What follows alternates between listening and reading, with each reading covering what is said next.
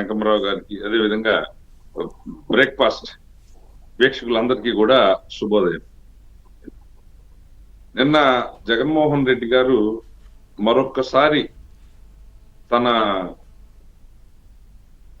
ప్రజా వ్యతిరేక వికృత స్వభావాన్ని మళ్ళీ చూపించేటువంటి ప్రయత్నం చేశారు. నేనేమంటానంటే, రాజకీయంగా జగన్మోహన్ రెడ్డి గారు వేరే పార్టీ, మేము వేరే పార్టీ, లేదా ఇవన్నీ పక్కన పెడితే, నేను గత 5 సంవత్సరాలు తెలుగు రైతు రాష్ట్ర అధ్యక్షుడిగా ఉన్నాను. నేను గత 20 సంవత్సరాలుగా అనేక రూపాల్లో రైతాంగ పోరాటాల్లో పాల్గొన్నాను. కాలువ నీటి కోసం, చివరి భూములకు నీరు అందించేటువంటి దానికోసం, మార్కెట్ ధరల కోసం, లేకపోతే ఈ వడ్డీలో తోటి బ్యాంకులు జప్తు చేసే కార్యక్రమాలకు వ్యతిరేక పోరాటాల్లో దగ్గర నుంచి అనేక ఉద్యమాల్లో నేను 20-25 సంవత్సరాలుగా రైతు ఉద్యమాల్లో ఉన్నటువంటి నేను ఇక్కడ రాజకీయాలను పక్కన పెట్టాను. ఒక ప్రధాన ప్రతిపక్షం నేను ప్రధాన ప్రతిపక్షం అయినా, నన్ను ప్రతిపక్షం అంటే అక్కడ నాకు ముఖ్యమంత్రితో పాటు ఒక వారం ఆయన చేస్తే ఒక వారం నేను చేయాలి అనే కొత్త సూత్రాలు కూడా మాట్లాడే జగన్మోహన్ రెడ్డికి కనీసమైనటువంటి పరిజ్ఞానం ఉండాలి. రైతుకు కష్టం వచ్చింది. నేను ఆ రోజు కూడా చెప్పాను, నేను గతంలో మేము ప్రతిపక్షంలో ఉన్నప్పుడు కూడా చెప్పాను, ప్రకృతి వైపరీత్యాలు రావటం కానివ్వండి, లేకపోతే జాతీయ అంతర్జాతీయ మార్కెట్లలో వస్తున్నటువంటి సంక్షోభం వల్ల ధరల పతనమయ్యేటువంటి సందర్భం కానివ్వండి, ఈ పురుగు తెగుళ్లకు సంబంధించినటువంటి వాతావరణ మార్పులు అనుగుణంగా వచ్చే మార్పుల వల్ల కానివ్వండి, రైతుకు కష్టం వస్తుంది. ఈ కష్టం వచ్చినప్పుడు ప్రభుత్వం ఏం చేయాలి, ప్రతిపక్షం ఏం చేయాలి అనేటువంటిది ఒక స్పష్టమైనటువంటి విధానం ఉంది. ప్రభుత్వాలు బాధ్యత తీసుకొని రైతాంగానికి అండగా నిలబడాలి. ప్రతిపక్షాలు ప్రభుత్వానికి ఏమి చేయటం ద్వారా రైతుకు మేలు జరిగిద్దో ఆ సలహాలు ఇచ్చేటువంటి కార్యక్రమాన్ని చేయాలి. అంతే తప్పించి లేని అబద్ధాలను చెప్పి ఆత్మస్థైర్యం దెబ్బకొట్టేసి, అంటే ఏం చెప్పదలుచుకున్నాడు జగన్మోహన్ రెడ్డి? గత 5 సంవత్సరాల అధికారంలో ఉన్నప్పుడు ఏ సందర్భంలో కూడా రైతులు ప్రతి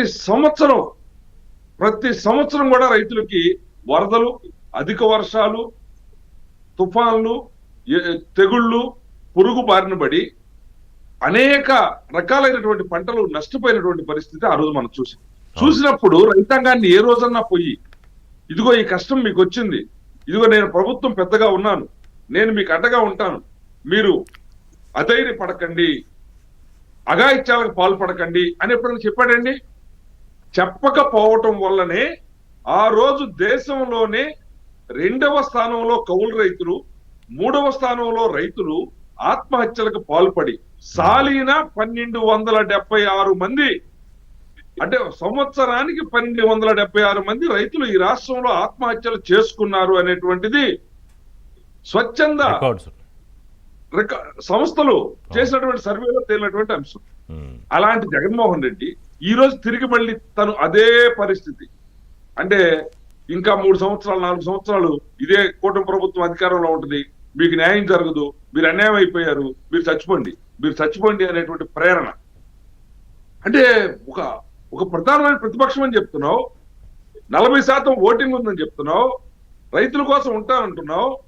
నిన్న మీరు ఓపెనింగ్ రిమార్క్స్ లో పెట్టినట్టు పింఛాన తెగిపోయి 42 మంది జల సమాధి అయిపోయి దిబ్బల్లో కూరుకుపోయి వేలాది ఎకరాల భూమి మేటలు వేస్తే వేలాది పశువులు, దాంట్లో నీ తాడేపల్లి రాజప్రసాద ధన దాహానికి ఇసుక లారీలు టిప్పర్లకి నష్టం జరగకూడదని డ్యామ్ గేట్లు ఎత్తకుండా ఆపి డ్యామ్ తెగిపోయేటట్టు చేసినటువంటి నిర్వాహకం వల్ల ఇంత జరిగితే నువ్వు పోయింది ఎప్పుడు, నువ్వు చేసింది ఏమిటి, ఇవన్నీ గుర్తున్నాయి ప్రజలకి. ఈ రోజు పోయేసి అద్దె కండువా ఒకటి వేసుకుని, కండువా జగన్మోహన్ రెడ్డిది కాదండి, ఆ గ్రీన్ టవల్ కి జగన్మోహన్ రెడ్డికి ఏం సంబంధం లేదు. ఆయనకి ఏదైనా ఉంటే ల్యాండ్, శాండ్, వైన్, మైన్ వాటికి సంబంధించిన సింబల్స్ ఉంటే వేసుకోవాలి. అది అతికి అతని ఆ కండువా వేసుకుని ఆ మాటలు 7,700 కోట్ల రూపాయలు మార్కెట్ ఇంటర్వెన్షన్ ధరల స్థిరీకరణలో పెట్టి మార్కెట్ ఇంటర్వెన్షన్ స్కీమ్ లో ఇచ్చారు.